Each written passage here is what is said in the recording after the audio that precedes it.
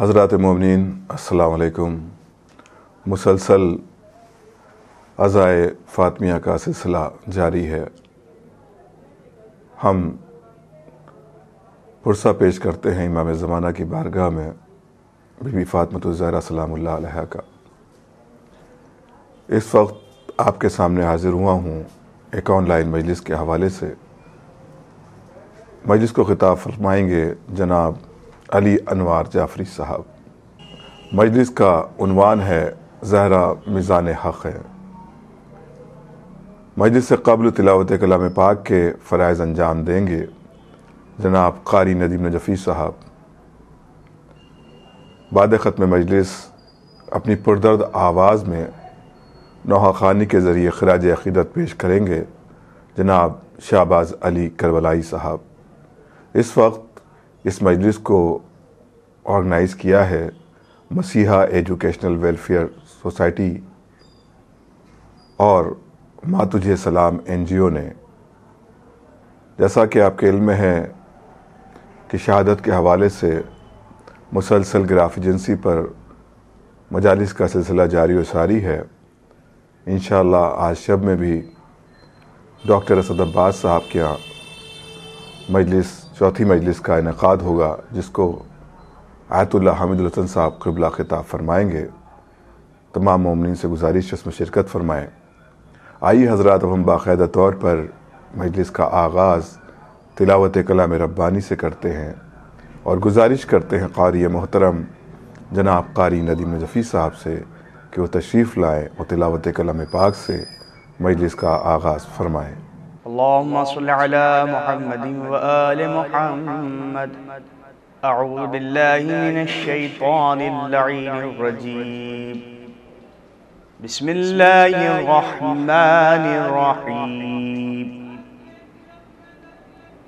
وجعلنا من بین ایدیہم سدا ومن خلفہم سدا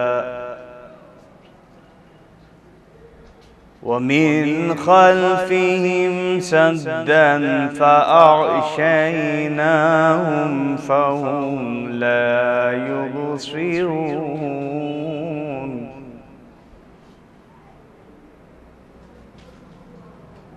وسواء عليهم أأنذرتهم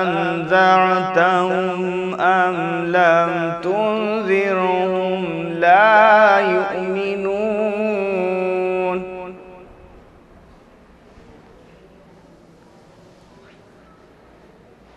إنما تنذر من اتبع الذكر وخشي الرحمن بالغيب فبشره بمغفرة وأجر كريم۔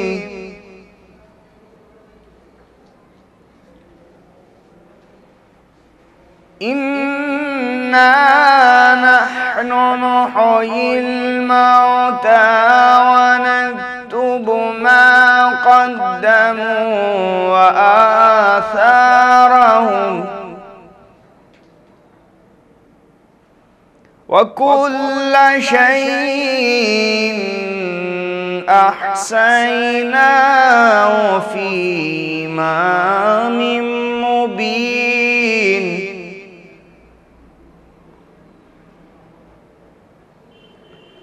واضرب لهم مثلا أصحاب القرية إذ جاءها المرسلون إذ أرسلنا إليهم اثنين فكذبوهما فعززنا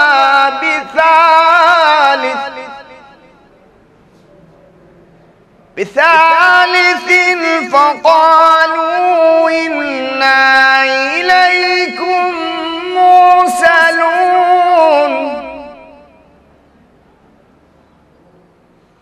قالوا ما أنتم إلا بشر مثلنا وما أنزل الرحمن وما أنزل الرحمن من شيء إن أنتم إلا تكذبون قالوا ربنا يعلم إنا إليكم لمرسلون وما علينا إلا البلاغ المبين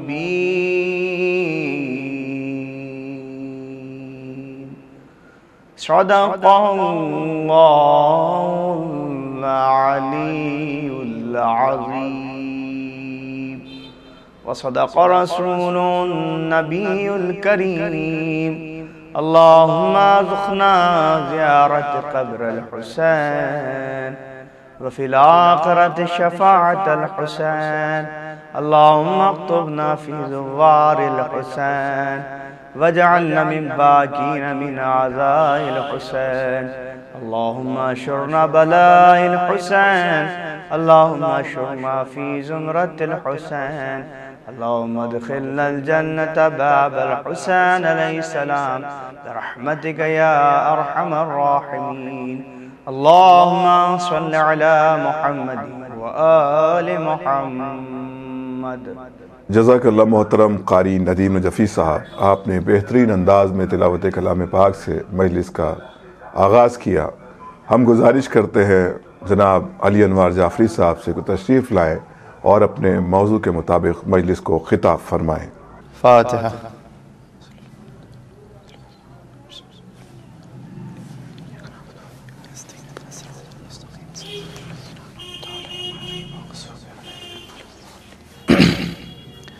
لا حول ولا قوة الا باللہ العلی العظیم۔ اعوذ باللہ من الشیطان اللعین الرجیم۔ بسم اللہ الرحمن الرحیم۔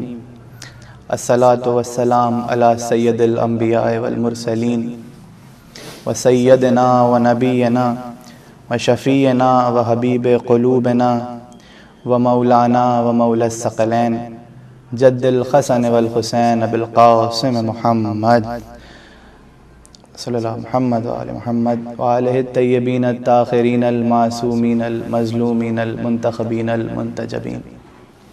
اما بعد فقد قال اللہ فی القرآن المجید وفرقانہ الحمید وقولہ الحق۔ بسم اللہ الرحمن الرحیم۔ انا انزلناہ فی لیلۃ القدر وما ادراک ما لیلۃ القدر لیلۃ القدر خیر من الف شہر تنزل الملائکۃ والروح فیہا بإذن ربہم من کل امر سلام ہی حتی مطلع الفجر۔ درود پڑھے محمد وآل محمد صلی اللہ محمد وآل محمد۔ ناظرین عزیزان محترم، معزز سامعین کرام، عزاداران فاطمۃ الزہرا سیدتی نساء العالمین، ایام غم جاری و ساری ہیں اور ہم مسلسل شہزادی کا ذکر کر رہے ہیں، شہزادی کے مراتب اور مدارج بیان کر رہے ہیں اور لوگوں تک یہ پیغام پہنچا رہے ہیں کہ دراصل شہزادی کا مقام کیا تھا یا کیا ہے۔ حالانکہ اس اقرار کے ساتھ پہنچا رہے ہیں کہ ہم یا کوئی بھی انسان اس کی زبان اور اس کا ذہن قاصر ہے کہ وہ حقیقت میں دراصل جو شہزادی کے مراتب ہیں وہ بیان کر سکے۔ عقل انسانی قاصر ہے مراتب حضرت زہرا بیان کرنے سے، مگر پھر بھی ہم خود اپنے آپ کو اس سمندر کا حصہ بنا لینا چاہتے ہیں کہ جو سمندر فضائل کا جاری اور ساری ہے، تاکہ ہم بھی اس کا حصہ بن کر اپنے وجود کی بخشش کے لیے، شہزادی کی غلامی کے لیے شریک ہو سکیں۔ اب جب میں نے کہا کہ شہزادی کی مراتب بیان کرنے کے لیے یہ مجلسیں ہو رہی ہیں، اور ایک اور چیز، ایک اول تو شہزادی کے مراتب بیان کرنے کے لیے کاوشیں ہیں، اور جو دشمنان زہرا ہیں ان کے قاتلوں سے نقاب ہٹانے کے لیے بھی ان ایام کو انعقاد کیا جاتا ہے، تاکہ یہ بات واضح ہو جائے کہ دراصل کون تھا کہ جس کی وجہ سے معصوم عالم کو، صدیق عالم کو کہنا پڑا کہ صبت علیہ مصائبا لو انہا صبت علی الایام سرنا لیالہا۔ وہ مصائب جو مجھ پر پڑے، اگر وہ دنوں پر پڑتے تو یہ دن تاریک شب میں تبدیل ہو جاتے ہیں۔ اب جب شہزادی کے مراتب کی بات کریں گے کہ ہم پہلے اس بات کے اوپر فکر کر رہے ہیں کہ دراصل حضرت زہرا تھیں کون اور ان کا کیا مرتبہ تھا۔ سب سے پہلے جب ہم اقوال رسول کی روشنی میں تذکرہ کریں تو میں آپ کے سامنے چند اقوال اور چند چیزیں آپ کے سامنے پیش کرنا ہے۔ سب سے پہلے تو ایک بہت ہی عام سی حدیث جو ہم بیان کرتے ہیں، عموماً اکثر علماء بیان کرتے ہیں کہ رسول خدا نے ارشاد فرمایا کہ الفاطمۃ بضعۃ منی، فاطمہ میرا ٹکڑا ہے، فاطمہ میرا جز ہے۔ تو اب سب سے پہلے تو اس کی ایک بات تشریح کرتا چلوں کہ جو عموماً لوگ ترجمہ کر جاتے ہیں سقط لسانی کی بنا پہ کہ فاطمہ میرے دل کا ٹکڑا ہے، آپ دیکھیں اس میں دل کا لفظ کہیں نہیں آیا کہ الفاطمۃ بضعۃ منی، فاطمہ میرا ٹکڑا ہے، دل کا ٹکڑا نہیں ہے، میرا ٹکڑا ہے۔ کون کہہ رہا ہے؟ یہ محمد کہہ رہے ہیں کہ فاطمہ میرا جز ہے۔ اب اگر محمد صرف محمد ہیں تو فاطمہ محمد کا جز ہیں، مگر یہ کہ ہم اس بات، ہمارے اذہان کے اوپر یہ بات واضح ہے کہ محمد صرف محمد نہیں، محمد مصطفیٰ رسول بھی ہیں۔ تو اگر محمد مصطفیٰ رسول ہیں تو فاطمہ رسالت کا ٹکڑا، اگر محمد مصطفیٰ نبی ہیں تو فاطمہ نبوت کا ٹکڑا، اگر محمد مصطفیٰ سید الانبیاء ہیں تو فاطمہ اس سرداری کا ٹکڑا کہ جو نبوت کے اوپر قائم کی گئی۔ واضح ہو رہی ہے؟ تو شہزادی کونین تمام کل کائنات میں جتنے انبیاء آئے ان کے سردار رسول خدا، تو اب جو کچھ رسول خدا ہیں، جو کچھ محمد مصطفیٰ ہیں، ہر چیز میں جز جو ہیں وہ شہزادی فاطمہ زہرا ہیں۔ اور صرف یہ قول یہاں پر خاموش نہیں ہوا، آگے بڑھ کے آپ نے فرمایا، رسول خدا ارشاد فرماتے ہیں اغضبنا واغضبها واغضبنی، جس نے اس کو غضبناک کیا اس نے مجھ کو غضبناک کیا۔ یعنی اب یہاں سے ان لوگوں کے چہرے پہ بھی نقاب ہٹیں گے کہ جو لوگوں نے شہزادی کو غضبناک کیا، اگر انہوں نے شہزادی کو غضبناک کیا تو پھر انہوں نے رسول خدا کو غضبناک کیا۔ بہرحال تو یہ ایک بات واضح ہوئی رسول خدا کی حدیث سے کہ شہزادی رسول خدا کی رسالت، نبوت یا کل وجود کا جز ہے۔ اب اس کے بعد ہم نے اس جواب کو تلاش کرنے کے لیے کہ دراصل شہزادی کا مرتبہ کیا ہے، ہم نے قرآن کی تلاوت کرنا شروع کری اور قرآن کے اوراق کو پلٹنا شروع کیا۔ تو جب ہم قرآن میں تلاش کرنا شروع کیا تو ہم نے سورہ قدر پہ پہنچے، جس کی تلاوت میں نے ابھی آپ کے سامنے کری، جس میں خدا کہہ رہا ہے کہ اِنَّا أَنزَلْنَاهُ فِي لَيْلَةِ الْقَدْرِ، ہم نے اس قرآن کو لیلۃ القدر کے اوپر نازل کیا یا لیلۃ القدر میں نازل کیا۔ جب چھٹے امام سے سوال کرا گیا کہ امام جعفر صادق علیہ السلام درود پڑھے محمد و آل محمد، آپ سے سوال کیا گیا کہ دراصل لیلۃ القدر کی مصداق کون ہے، تو امام جعفر فرماتے ہیں کہ لیلۃ القدر دراصل میری دادی فاطمہ زہرا کا نام ہے۔ اب چونکہ جب یہ قول ہمارے جوان سنتے ہیں کہ لیلۃ القدر یعنی ایک ٹائم پیریڈ کا نام ہے، لیل یعنی رات، اور لیلۃ القدر یعنی وہ طاق راتیں 19 21 27 جس میں قرآن نازل ہوا، تو ایک ذہن انسانی میں ایک جستجو پیدا ہوتی ہے کہ اگر لیلۃ القدر ایک ٹائم پیریڈ کا نام ہے تو کیسے اس کو نسبت شہزادی سے دی جا سکتی ہے؟ سوال ہے۔ تو جب یہ سوال قائم ہوتا ہے تو پھر ہم اس کی اوپر فکر کرنا شروع کرتے ہیں، اس کی تحقیق کرنا شروع کرتے ہیں، اور جب تحقیق کرتے ہیں تو ہمیں بات واضح ہوتی ہے کہ یہ قرآن کہ جو الحمد سے لے کے والناس تک ہے، یہ قرآن صامت جو خاموش قرآن ہے، جو کتاب ہے، خود اس کے اپنے الگ معجزات ہیں، اس کے حقائق ہیں، مگر یہ کہ یہ قرآن جو الحمد سے لے کے والناس تک ہے، یہ قرآن کب نازل ہوا؟ ان طاق راتوں میں نازل ہوا کہ جن کو شب قدر کہا گیا۔ اس کے بعد کہاں نازل ہوا؟ رسول کے قلب کے اوپر نازل ہوا، یعنی ظرف زمانہ کیا بنا؟ وہ طاق راتیں 19 21 27 کی رمضان کی طاق راتیں، اور ظرف مکان کیا بنا؟ قلب پیغمبر۔ اب میں ایک بات پوچھوں گا آپ سے کہ یہ قرآن صامت نازل ہوا قلب پیغمبر کے اوپر، کب نازل ہوا؟ ان طاق راتوں پہ، مگر کیا نازل ہوا؟ یہ قرآن کے جو خاموش قرآن ہے۔ مگر میں پوچھوں کہ وہ قرآن ناطق جو خود عین قرآن ہے، خود وجود امام حسن اور امام حسین جو خود عین قرآن ہے، جس کو قرآن ناطق کہتے ہیں، وہ کہاں نازل ہوا؟ تو پھر ذہن انسانی آگے بڑھ کے جواب دے گا کہ یہ اس ظرف مبارک میں نازل ہوا جس کو فاطمہ زہرا کہتے ہیں، اس ظرف میں نازل ہوا کہ جس کو سیدتی نساء العالمین کہتے ہیں، کل کائنات کی عورتوں کی سردار ہیں، اس ظرف مبارک میں یہ قرآن ناطق نازل ہوا۔ اور شاید بھائی قرآن میں اللہ فرما رہا ہے کہ ہم نے اس کو اِنَّا أَنزَلْنَاهُ فِي لَيْلَةِ الْقَدْرِ، ہم نے اس کو لیلۃ القدر میں نازل کیا، اور اس کے بعد خدا کہہ رہا ہے وَمَا أَدْرَاكَ مَا لَيْلَةُ الْقَدْرِ، اور تم کیا جانو کہ لیلۃ القدر کیا ہے؟ یہ سوال ہے اپنے آپ میں۔ بھائی لیلۃ القدر قرآن میں جب قرآن نازل ہوا تو عربک میں نازل ہوا، اب عرب کے لوگ کیا لیل کا مطلب نہیں جانتے تھے یا قدر کا مطلب نہیں جانتے تھے؟ خود بہت اچھے سے آشنا تھے، مگر خدا نے کہا کہ تم کیا جانو لیلۃ القدر کیا ہے، یعنی خدا اشارہ کرنا چاہ رہا تھا کہ تم کیا جانو فاطمہ زہرا کیا ہے، تم کیا جانو ان کا کیا مرتبہ ہے۔ اور ایک گرامیٹیکل ایک بات بھی کہتا چلوں، عموماً جب زبان کی بات کری جاتی ہے تو جب کسی بھی زبان میں کمپریہنژن یا پیراگراف لکھا جاتا ہے تو الفاظ کا ریپیٹیشن عیب مانا جاتا ہے۔ سب سے پہلے ایک نام لیا جاتا ہے اور اس کے بعد اس کی نسبت بار بار دہرائی جاتی ہے، اس نے، اس نے، مگر یہ کہ بار بار ایک ہی الفاظ کو ریپیٹ کرنا یہ عیب مانا جاتا ہے، اور نہ کہ قرآن جیسی اعلیٰ ترین کتاب کہ جس کی فصاحت و بلاغت کی قسم کھائی جاتی ہے، وہ بار بار اگر کسی لفظ کو استعمال بار بار تکرار میں استعمال کرے تو میں سمجھوں گا کہ زبان کا تو عیب ہوگا، مگر انسان بار بار ریپیٹ تب کرتا ہے، بار بار دہراتا تب ہے کہ جب اس نام کو لینے میں لذت محسوس ہو۔ جب ہمیں نام علی لینے میں لذت محسوس ہوتی ہے تو ہم بار بار نام علی لیتے ہیں، ہمیں نام خدا بار بار لینے میں لذت محسوس ہوتی ہے اس لیے ہم بار بار لیتے ہیں۔ تو اب غلط نہ ہوگا اگر میں کہوں کہ خدا کو نام سیدہ بار بار لینے میں لذت محسوس ہو رہی تھی، اس لیے خدا کہہ رہا ہے کہ انا انزلناہ فی لیلۃ القدر وما ادراک ما لیلۃ القدر لیلۃ القدر خیر من الف شہر۔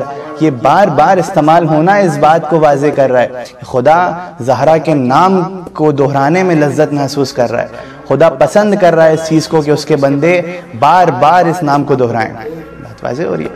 تو خیر ہم نے یہ دیکھا کہ نبی رسول کی حدیث کے روشنی میں کہ زہرا کے مقامات کیا ہیں، ہم نے یہ بھی دیکھا کہ قرآن میں شہزادی کا کیا مرتبہ ہے۔ اب جب شہزادی کے مراتب سے ہم واقف ہو گئے، ہم نے اس بات کو دیکھ لیا کہ شہزادی کا دراصل مرتبہ ہے کیا، شہزادی کا دراصل کیا مقامات ہیں، تو پھر ہمارے ذہن میں ایک سوال پیدا ہوتا ہے کہ اتنی عظیم بی بی، اتنی بلند مرتبہ بی بی کو ایسا کیا واقعات سامنے آئے۔ اب یہاں سے تھوڑا سا میں تحقیق میں لے چلوں اور اب تمہید کے مکمل ہونے کے بعد اب میں حقیقی مسودے کی طرف آپ کو لے چلنا چاہوں گا۔ دراصل کیا ایسے حالات پیدا ہوئے، یہ سوال معاشرے میں بار بار کرنا چاہیے لوگوں کو، ہر مسلمان کے اوپر فرض ہے کہ اس کی تحقیق کرے کہ اتنی بلند ذات بی بی جس کے بارے میں رسول فرما رہے ہیں کہ میرا جزو ہے، جس کے بارے میں خدا فرما رہا ہے کہ لیلۃ القدر ہے، ہم نے ان کا نام لینے میں خدا لذت محسوس کر رہا ہے، خدا فخر محسوس کر رہا ہے۔ اب اتنی بلند مرتبہ بی بی کو کیوں ان حالات میں کیا ایسے حالات تھے کہنا پڑا کہ جو مصائب مجھ پر پڑے اگر وہ دن پر پڑتے تو وہ تاریخ شب میں تبدیل ہو جاتے؟ کیوں اس شہزادی کو ناراض ہونا، کیوں، کیا وجوہات تھیں کہ یہ شہزادی اس کائنات سے چند افراد سے ناراض ہو کے گئی، اور وہ کون افراد تھے کہ جن سے یہ شہزادی ناراض ہو کے گئی؟ یہ مسلسل اس کا تذکرہ کرنا بہت ضروری ہے۔ اب میں یہاں سے آپ کے سامنے چند کتابوں کے حوالے اور چند اقوال کے حوالے پیش کروں گا، اور میں سمجھتا ہوں جو کہ میرا موضوع ہے، زہرا میزان حق ہے۔ زہرا وہ میزان ہے جہاں سے حق و باطل کا امتیاز ہوتا ہے۔ اب میں سمجھتا ہوں کہ دو اقوال آپ کے سامنے پیش کروں گا، اور وہ قول بھی میں کوشش یہ کروں گا کہ ان کتابوں سے پیش کروں کہ جن کتابوں کے اوپر کل امت مسلمہ متفق، جو ہمارے برادران اہل سنت کی کتابیں، اس میں سے ایک بہت ہی مشہور اور بہت ہی مستند کتاب، بہت ہی محکم عقائد کی کتاب جو اہل سنت کی مشہور ہے، جس کا نام ہے مستدرک علی الصحیحین۔ اس کتاب کو علامہ حاکم نیشاپوری نے، جو کہ امام المحدثین بھی کہلاتے ہیں، اس کتاب کی ایک حدیث کو نقل کر رہا ہوں، اور میں دو حدیثیں نقل کروں اور دونوں حدیثوں سے آپ بہت ہی آسان سا فیصلہ صادر کر سکتے ہیں۔ حدیث کہتی ہے کہ میں نے امام المحدثین کہتے ہیں، حاکم نیشاپوری حدیث میں کہ کہتے ہیں کہ میں نے اس بات کی تصدیق کری کہ رسول خدا نے ارشاد فرمایا کہ اے فاطمہ، خدا آپ کی رضا سے راضی ہوتا ہے اور آپ کے غضب سے غضبناک ہوتا ہے۔ اے فاطمہ، خدا آپ کی رضا سے راضی ہوتا ہے، خدا آپ کی رضا سے راضی ہوتا ہے اور آپ کے غضب سے غضبناک ہوتا ہے۔ اب اس حدیث کی تشریح میں کہ جو حاکم نیشاپوری نے اپنی کتاب میں لکھی، اس سے ہم ایک کنکلوژن بہت ہی آسان سا نکال سکتے ہیں کہ اگر کسی سے سیدہ راضی ہیں تو خدا اس سے راضی ہے، اور اگر کسی سے سیدہ غضبناک ہوئیں تو پھر خدا اس سے غضبناک ہوا۔ اب اسی کے سامنے برعکس ایک اور حدیث میں پیش کروں گا، اور جو کہ بہت ہی مشہور عالم دین کی ہے، جو کہ ہمارے اہل سنت میں بہت ہی مستند عالم دین ہے، بہت ہی اپنے وجود میں اپنے وجود کو بہت ہی مشہور رکھنے والے ایک عالم دین ہیں، جن کی حدیثوں کو، جن کی تحقیق کو، جن کے محققانہ عمل کو بہت ہی زیادہ سند کے طور پہ پیش کیا جاتا ہے۔ علامہ بخاری صاحب اپنی کتاب صحیح بخاری میں کہتے ہیں، میں اس کی ریفرنس بھی دیتا چلوں آپ کو، صحیح بخاری میں والیوم 2 بک آف خمس میں پیج نمبر 124 میں علامہ صحیح بخاری کہتے ہیں کہ عالم دین صحیح بخاری کہتے ہیں کہ میں نے سنا میں نے یا حدیث کی تصدیق کرتے ہیں کہ جب شہزادی کونین رسول خدا کی رحلت کے بعد اس کائنات میں 6 مہینہ زندہ رہیں، اور 6 مہینہ زندہ جب رہیں تو رسول خدا کے بعد جب شہزادی فدق کا مطالبہ کرنے کے لیے آئیں اور فدق دینے سے خلیفہ اول نے انکار کر دیا، ابو بکر نے انکار کر دیا، تو پھر شہزادی اس کے اوپر غضبناک ہوئی. میری وہ والی حدیث یاد رکھیں جس سے زہرا غضبناک ہوئی، اس سے خدا غضبناک ہوا.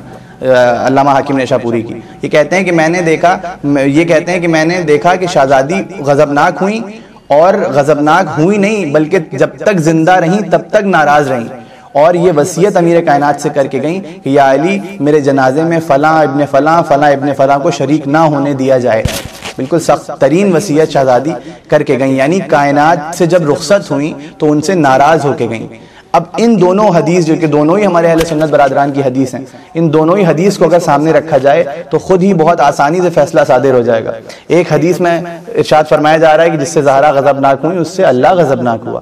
دوسری حدیث میں ارشاد فرمایا جا رہا ہے کہ فلاں خلیفہ سے شاہ زہرا غضبناک ہو کر اس دنیا سے رخصت ہوئیں. تو اب اگر زہرا غضبناک ہو کے رخصت ہوئیں تو اس کا مطلب یہ ہوا کہ خدا بھی ان سے غضبناک ہوا، خدا بھی ان سے ناراض ہوا. اور جس سے خدا ناراض ہو جائے کیا اسلام کی قیادت اس کے ہاتھوں میں دینا جائز ہے کہ نہیں؟ اب یہ فیصلہ خود امت مسلمہ کر سکتی ہے کہ اس کے ہاتھ میں فیصلہ، اس کے ہاتھ میں اسلام کی باغ ڈور دینا یا اس کو اسلام کا ریپرزنٹیٹیو بنانا یا خلیفہ بنانا کیا امت مسلمہ کے اوپر فرض ہے کہ نہیں. یہ عقلی دلیل ہے. اچھا ایک بات، چونکہ بک کا میں نے ریفرنس دیا تو ایک بات اور کہتا چلوں.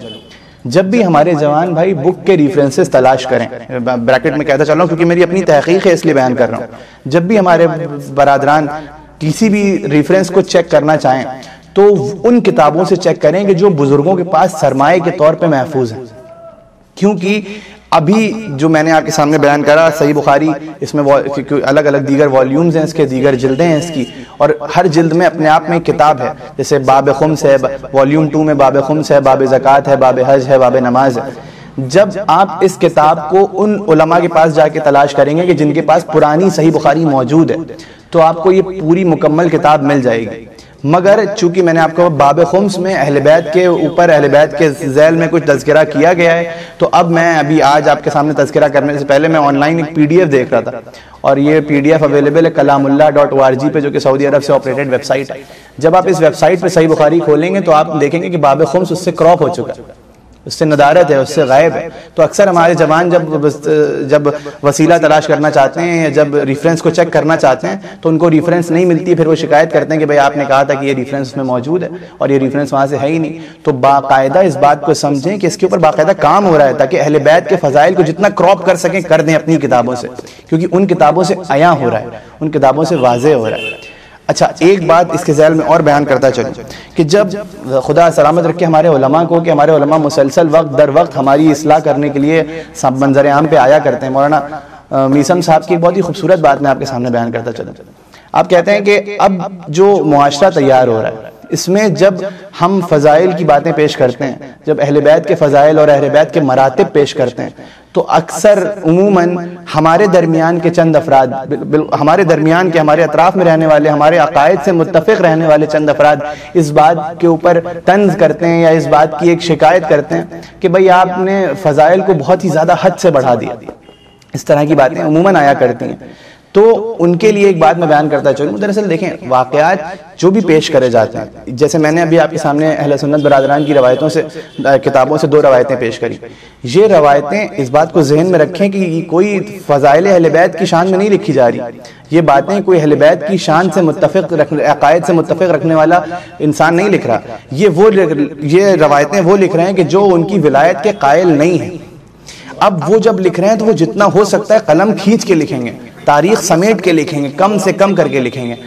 اب کیونکہ مجبوری یہ ہے کہ ہم جب کسی چیز کی دلیل دینا چاہتے ہیں تو ہم ان کتابوں سے دلیل دیتے ہیں. بہت ہی خوبصورت بات میں آپ کے سامنے بیان کر رہا تھا مولانا صاحب کی.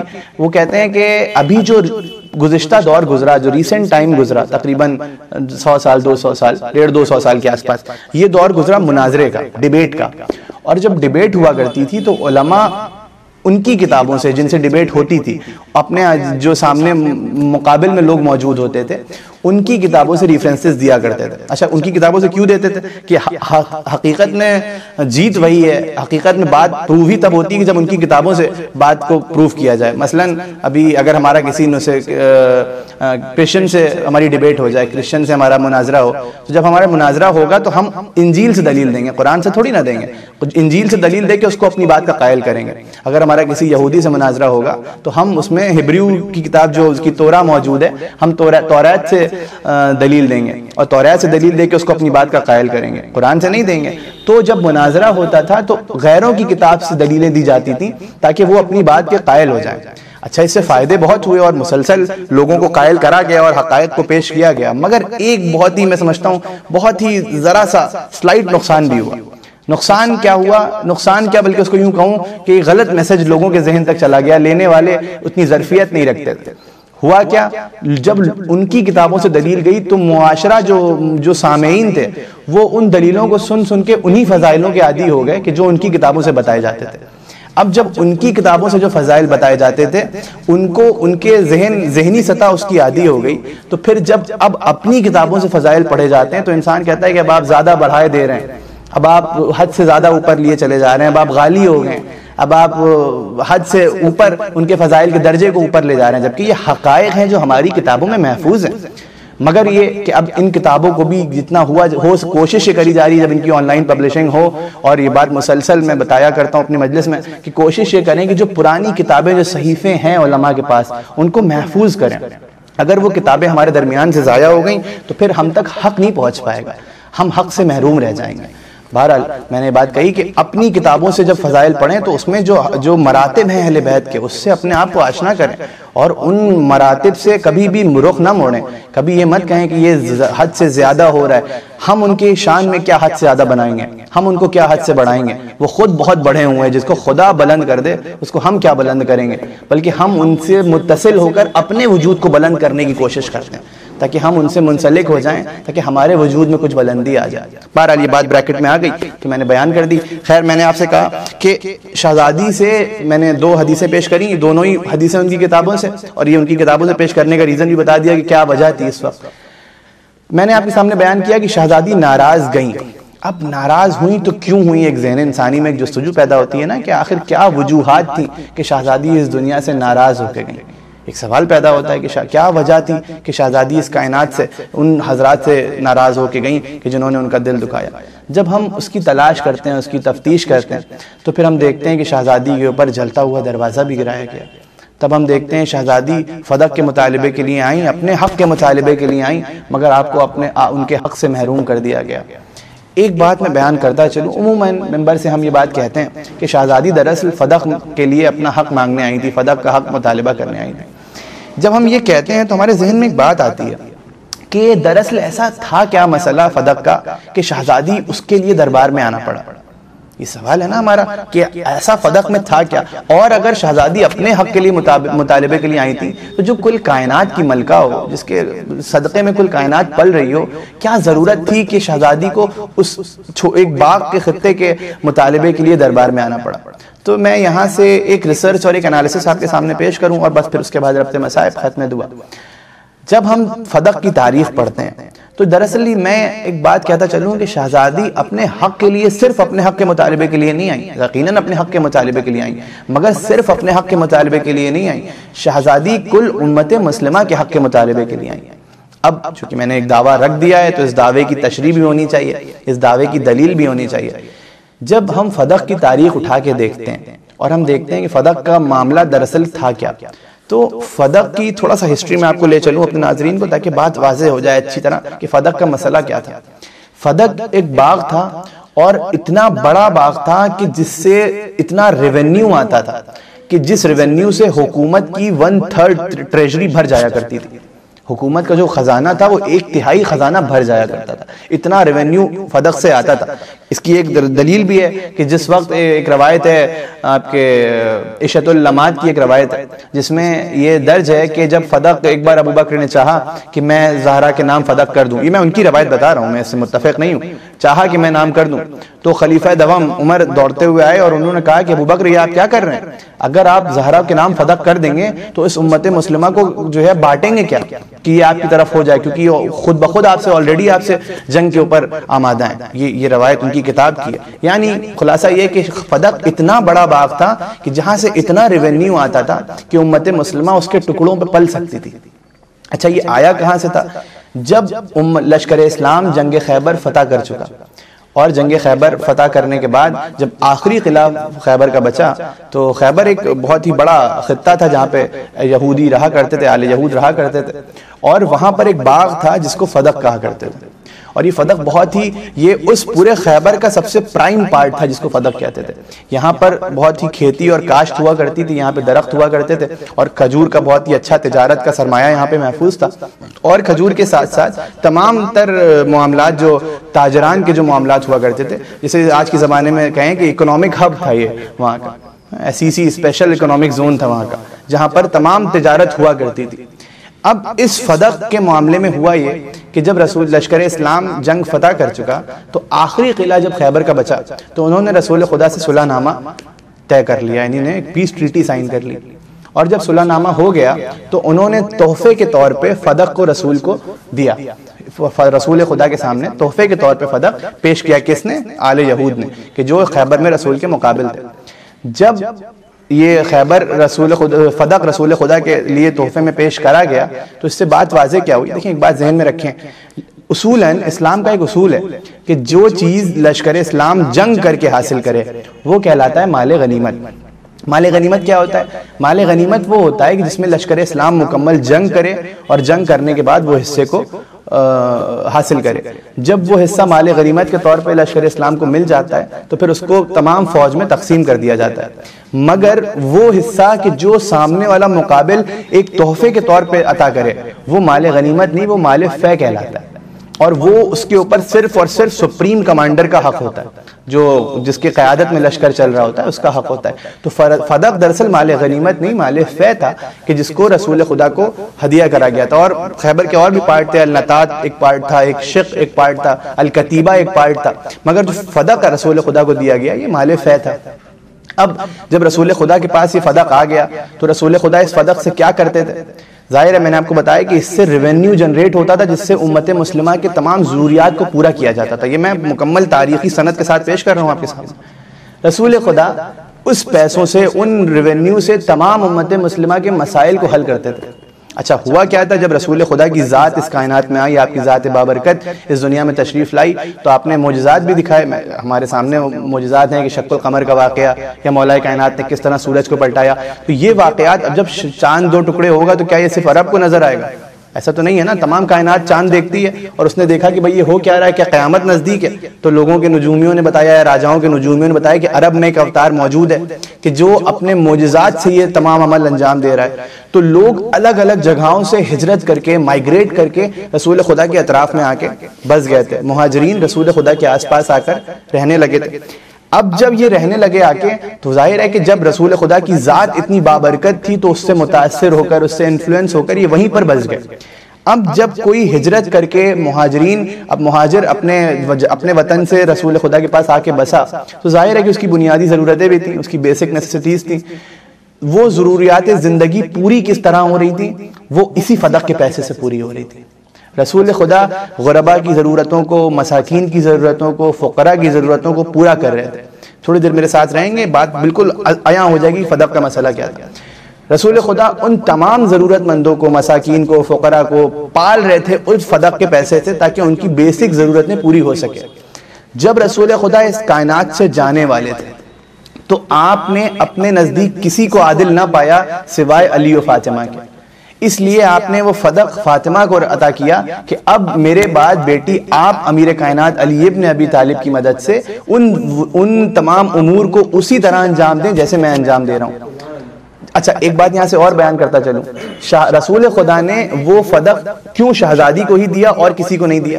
ایک سوال ہے نا، یعنی رسول خدا کے نزدیک کوئی عادل اور منصف نہ موجود تھا، اسی لیے تو شہزادی کو عطا کیا نا۔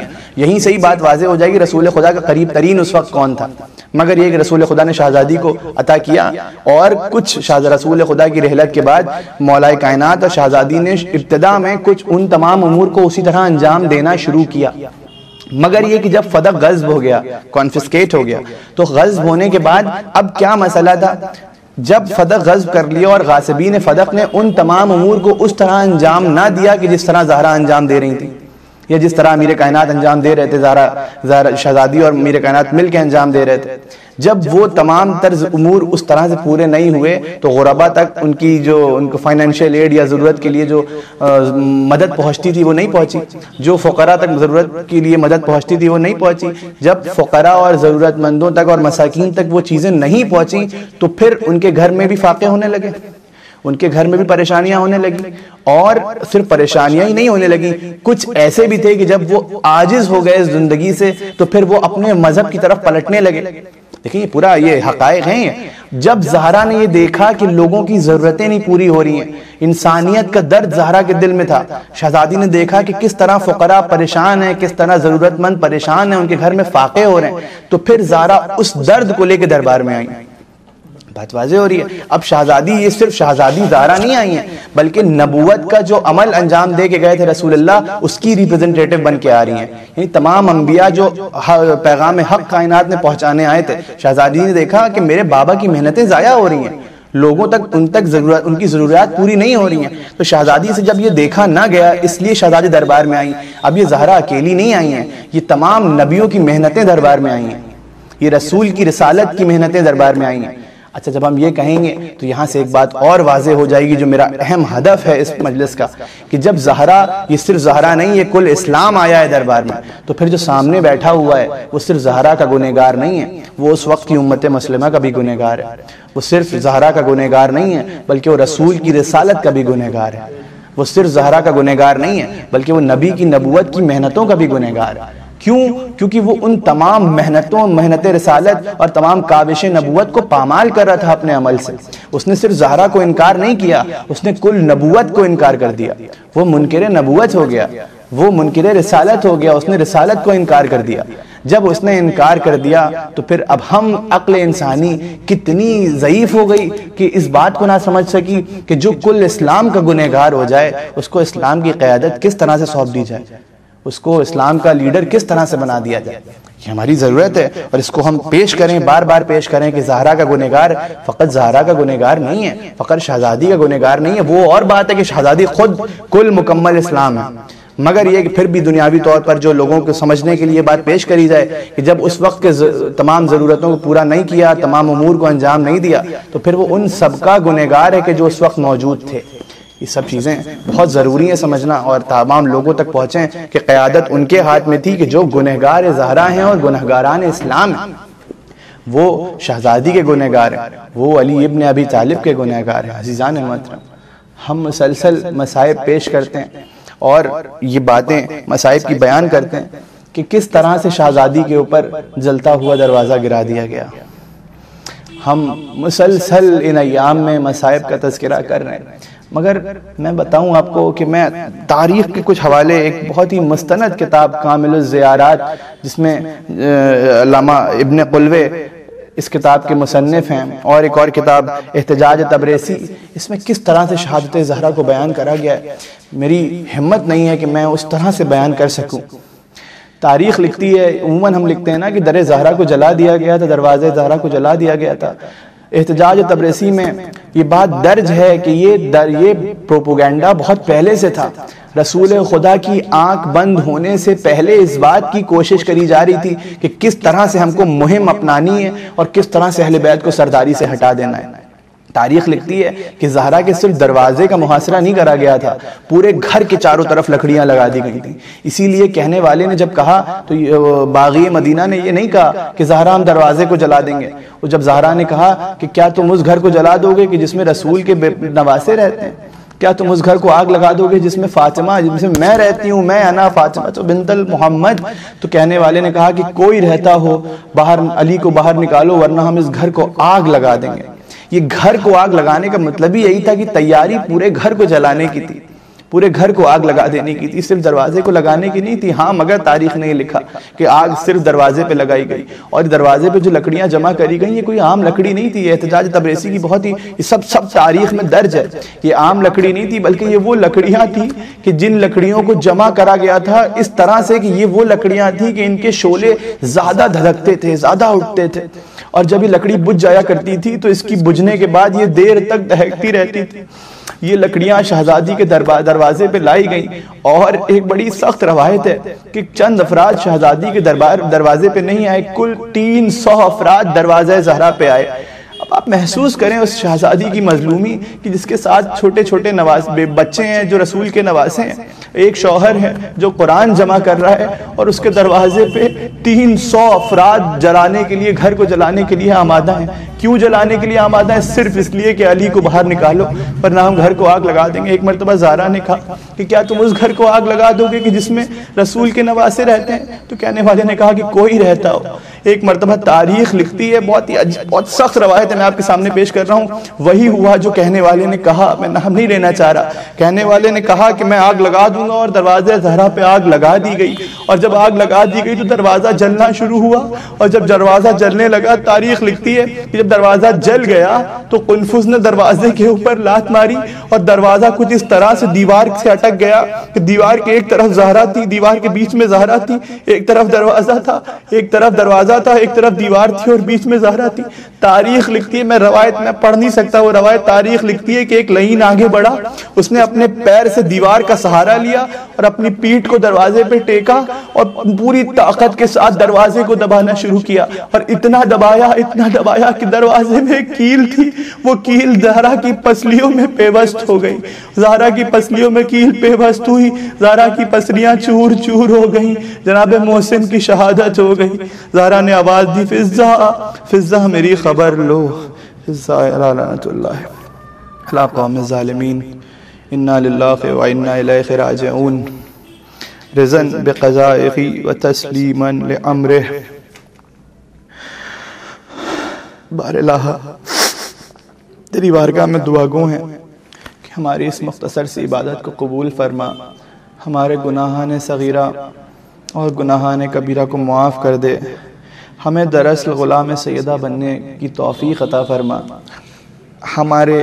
ہمارے گھر کی بہنوں کو شہزادی کا غلام اور ہمارے گھر کے مردوں کو مولا کائنات کی سیرت پہ عمل کرنے کی توفیق عطا فرما، امام زمانہ کے ظہور میں تاجیل فرما، ہمیں یہ توفیق دے کہ ہم حضرت کی قیادت میں کسی بھی طرح شہزادی کے روضے کی تعمیر کے لیے آمادہ ہو سکیں اور بقیہ کی تعمیر کر سکیں، دشمن زہرا سے بیزار رہیں ہمیشہ، کبھی بھی ہمارے دل میں ان کے لیے ذرا سی بھی گنجائش نہ پیدا ہو، ہمیں موت بھی آئے تو دشمن زہرا کے اوپر لعنت کرتے ہوئے آئے، ہمارے گناہان صغیرہ اور گناہان کبیرہ سب کو معاف کر دے، امام زمانہ کے غلام بننے کی توفیق عطا فرما۔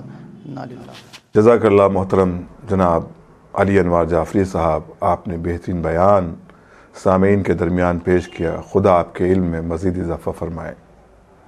اور اب ہم نوحہ کے لیے گزارش کرتے ہیں جناب شہباز علی کربلائی صاحب سے کہ وہ اپنی پردرد آواز میں سامعین کے درمیان نوحہ کے ذریعے خراج عقیدت پیش کریں۔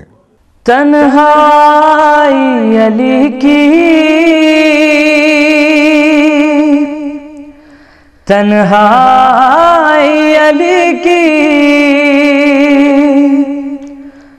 تنہائی علی کی، تنہائی علی کی، تنہائی علی کی،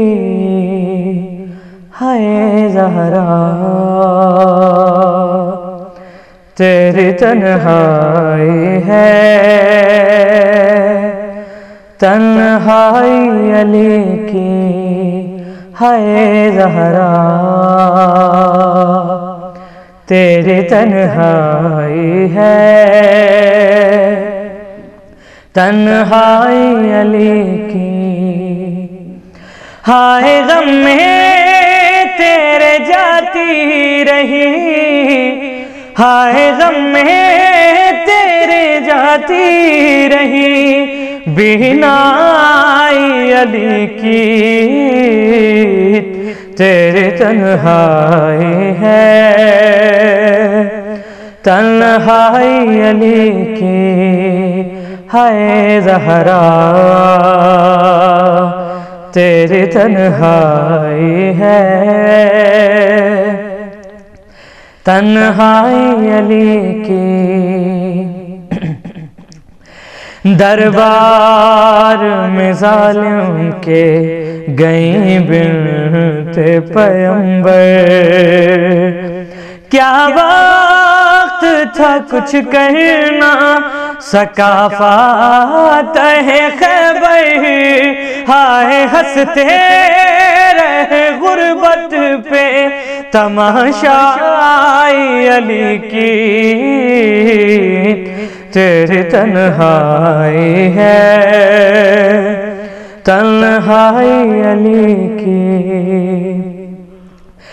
پیغام ولایت لیے گھر گھر گئیں زہرا، شوہر کے لیے ڈھال تھی جب تک رہی زندہ، ہے دنیا کو بتاتی رہی سچائی علی کی تیری تنہائی ہے، تنہائی علی کی ہے زہرا، ہائے کہتے تھے علی زہرا سے کیا وقت ہے بی بی، اب ہم کو سلام کے بھی کرتا نہیں کوئی، ہائے ہے باد نبی کیسی پذیرائی علی کی تیری تنہائی ہے، تنہائی علی کی۔ در جلتا ہوا فاطمہ زہرا پہ گرایا، محسن کی شہادت کا سبب بن گئی دنیا، ہائے تصویر مکمل نہیں ہو پائی علی کی تیری تنہائی ہے، تنہائی علی کی۔ باہر کبھی حجرے میں کبھی قبر نبی پر، ہر رات کی تاریکی میں اولاد سے چھپ کر ہائے نکلی ہے تجھے ڈھونڈنے بینائی علی کی تیری تنہائی ہے، تنہائی علی کی۔ ہائے زہرا کی جدائی کو لگائے ہوئے دل سے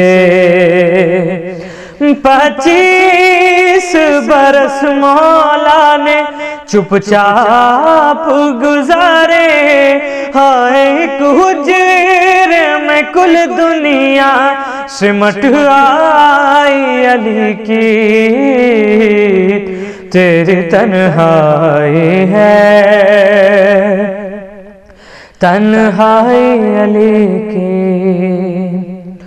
اس وقت تکلم وہ زمانے کا ولی تھا، سجاد جو زینب کو لیے شام سے گزرا، ہائے اسلام کو خاموشی بچا لائی علی کی تیری تنہائی ہے، تنہائی علی کی ہے زہرا، تیری تنہائی ہے، تنہائی علی کی۔ جزاک اللہ شہباز علی کربلائی صاحب، آپ نے پردرد نوحہ شہزادی کے حوالے سے پیش کیا۔ ہم تمام ویورز کا شکریہ ادا کرتے ہیں مسیحا ایجوکیشنل اینڈ ویلفیئر سوسائٹی کی جانب سے ماں تجھے سلام NGO کے ڈائریکٹر جناب سکندر مرزا صاحب کی جانب سے۔ بالخصوص شکریہ ادا کیا جاتا ہے جناب قاری ندیم نجفی صاحب کا، جنہوں نے بہترین انداز میں تلاوت کلام پاک سے مجلس کا آغاز کیا تھا۔ شکریہ ادا کیا جاتا ہے جناب علی انوار جعفری صاحب کا، جنہوں نے بہترین مجلس خطاب فرمائی، اور شکریہ ادا کیا جاتا ہے جناب شہباز علی کربلائی صاحب کا، جنہوں نے پردرد نوحہ سامعین کے درمیان پیش کیا۔ مومنین، آپ سے گزارش ہے کہ ایک بار سورہ الحمد اور 3 بار سورہ اخلاص کی تلاوت فرما کر جملہ مومنین و مومنات کی روح کو ایصال فرما دیں۔ خدا حافظ والسلام۔